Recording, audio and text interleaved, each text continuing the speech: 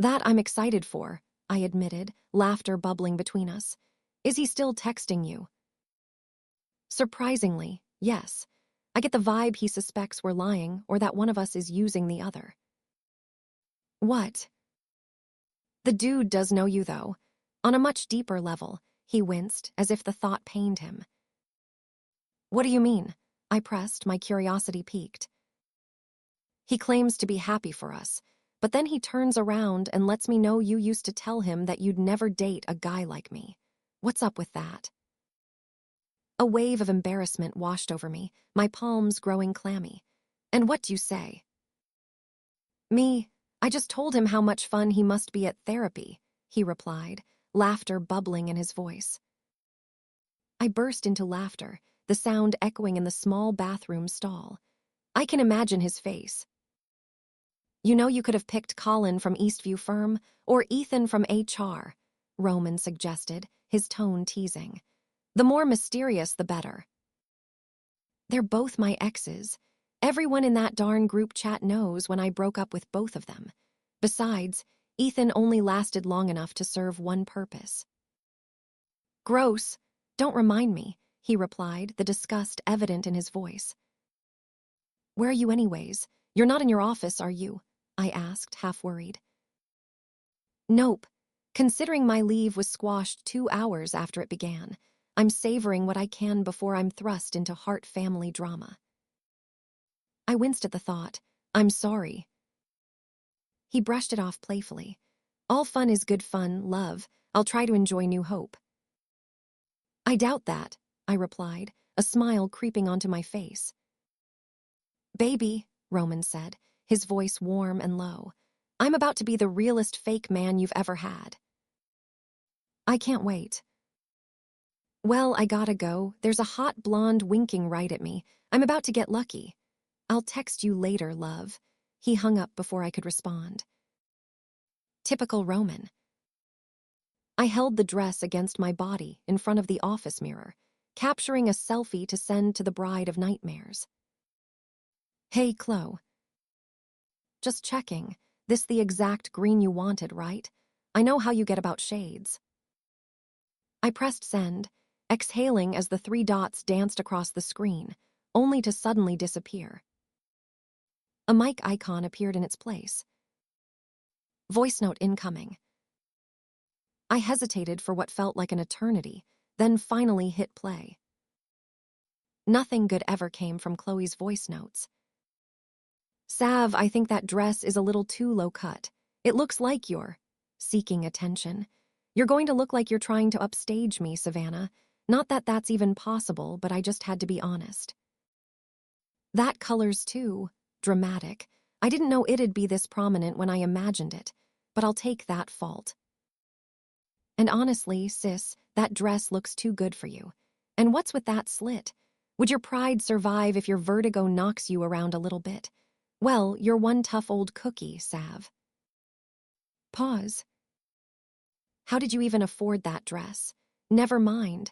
I don't want to know the gory details. Gotta go. Love you, sis. My hands shook as I processed her words, my breathing becoming erratic. How dare that little witch? Oh, Chloe, this isn't just a wedding anymore. This is war. And may the best groom win. 2 weeks later. You're wearing my hoodie, Roman remarked, his tone teasing. When did you decide to borrow that one? I didn't steal it, I merely borrowed it. There's a distinct difference, I replied, fastening my seatbelt with a hint of mischief. And if I happen to perish on this trip, make sure everyone knows I looked adorable and smelled divine. I'll make a note of that, he chuckled, settling into the driver's seat of his sleek, black Aston Martin. But are you sure you've packed everything you need? Anxiety, check. Emergency snacks, check. A dress my sister insists is too good for me. Triple check, I recounted, holding up my fingers as if ticking off a list. That was a low blow, by the way, he said, shaking his head in disbelief. I can't believe she said something like that over a dress. You all right? I'll manage. She's thrown much worse at me before, I assured him, though the sting of her words lingered in my mind. And the most crucial item. Did you remember to bring it? Roman's voice was light, but I could see his curiosity as he started the engine, his sunglasses perched stylishly atop his tousled hair. A sly grin spread across my face. You bet I did. As he pulled away from the curb, laughter bubbled between us. Remind me never to cross you, Sav. Or to forget your wedding gift, I shot back playfully. Don't even worry about that. Marriage is not in my future. Ever, he declared with a firm nod, his expression serious. I rolled my eyes, exasperated. Everyone says that at some point. Then suddenly, they're happily married with a small army of kids and a dozen dogs. Nice fantasy picture, but it's not for me, he scoffed, dismissing the idea with a wave of his hand. A frown creased my brow. I had known Roman for 5 years, and this was the first time he had ever opened up about his aversion to marriage. Why not? I pressed, genuinely curious. Some things just aren't meant for certain people. Sav, look at me. Do I really seem like the type of guy who fits into that picture? He gestured to the world outside, his hand steady on the wheel. I took a moment to study him. From his striking green eyes to the way his Adam's apple bobbed slightly when he spoke, down to his soft, ivory cashmere sweater and sleek black pants. Sure you do, I replied, trying to keep my tone light. He shook his head, a hint of a smile playing on his lips. Not a chance. I like my life just the way it is. If you're so against marriage, then why are you accompanying me to New Hope? I challenged, raising an eyebrow. He stole a quick glance at me before refocusing on the road ahead. Who knows? Maybe it's the allure of adventure. Maybe it's for the experience. Or maybe, just maybe, it's because I'd do anything for you. His words hung in the air, heavy with unspoken meaning. Why don't you want to get married? I've always thought that one day, when I'm older, I'd like to settle down. I placed a hand over my heart, feeling the weight of my own desires. You're turning 30, Savannah. He chuckled, amusement dancing in his eyes. I can still say when I'm older. There's no law against 30-year-olds expressing that sentiment, I countered, my voice firm. Besides, you still haven't explained why you've sworn off marriage. Let's not dig up dead bodies, love, he replied, a playful glint in his eyes. I shot him a mock glare. I'm going to get that story out of you, one way or another. Until then, love, he said with a smile that made my heart flutter. An hour into our drive, the GPS chimed in. Continue on I, north for 67 miles. I turned my head, a mischievous smile forming. Okay, it's time. For what? Roman asked, curiosity piqued. I spun dramatically in my seat, pulling out my phone with flair. The road trip playlist, it's a sacred ritual. The first song sets the entire tone for our adventure. Roman raised an eyebrow, skepticism etched on his face. If you play Taylor Swift, I swear I'll drive us straight into a river, he warned, half joking. I gasped in mock horror. You take that back. No, you take that playlist back, he shot back, and we playfully struggled over my phone like children, laughter filling the car. At one point, I found myself half in his lap, giggling and shrieking as I tried to reclaim my phone. I will end you, Blackwood, I declared, feigning outrage. You're going to get us pulled over, he retorted, laughter bubbling in his voice. Eventually, I surrendered, breathless and flushed, and he handed my phone back with a triumphant smirk. Fine, go ahead and play your heartbreak anthems. Damn right I will, I replied, my fingers dancing over the screen as I queued up a dramatic song about betrayal and lost love. We fell into silence for a moment, the music wrapping around us like a comforting blanket. Then I broke the quiet, my voice soft. Do you think they'll believe us? Roman didn't respond immediately. After a brief pause, he said, I think if we're not careful, we might start believing it ourselves. Our eyes met, a silent understanding passing between us, before we both burst into laughter.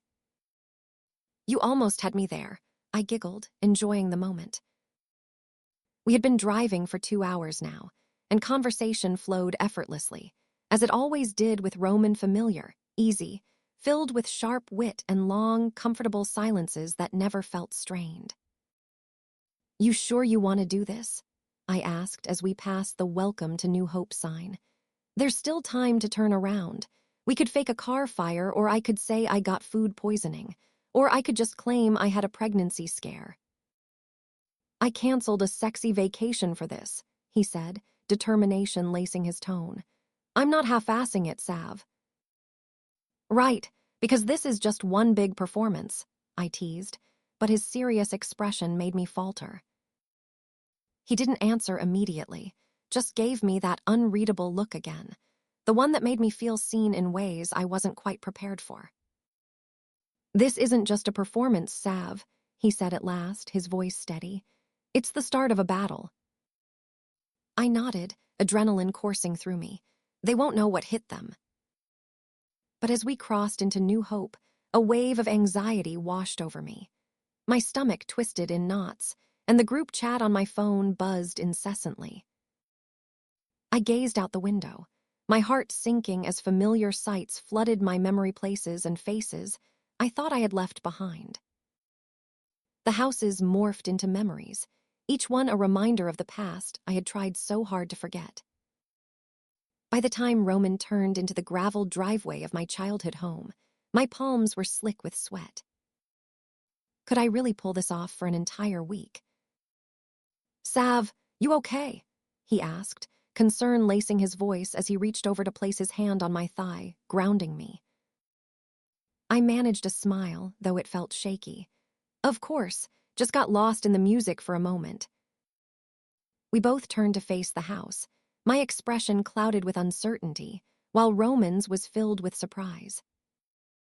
Sav, are you sure we're at the right house? He questioned, his brow furrowing. I swallowed hard. Yes. The Hart family home stood majestically at the end of a winding, tree-lined driveway, a timeless structure of stone, ivy creeping along its edges like whispers of long-forgotten secrets. 2 tall brick chimneys crowned the sharply gabled roof, hinting at roaring fires that warmed the silk-draped drawing rooms within. The tall, amber-lit windows glowed like honey at dusk, spilling golden light across the manicured hedges that flanked the front entrance, creating a soft arch that cradled the wooden double doors. The wraparound porch, adorned with wrought iron lanterns and polished oak railings, beckoned me with nostalgia. And to the left, a blooming cherry tree stood proudly, its pink petals contrasting against the stone like a blush that refused to fade, no matter how many winters came and went. Your house is much bigger than I ever imagined, Roman remarked, his eyes wide with surprise.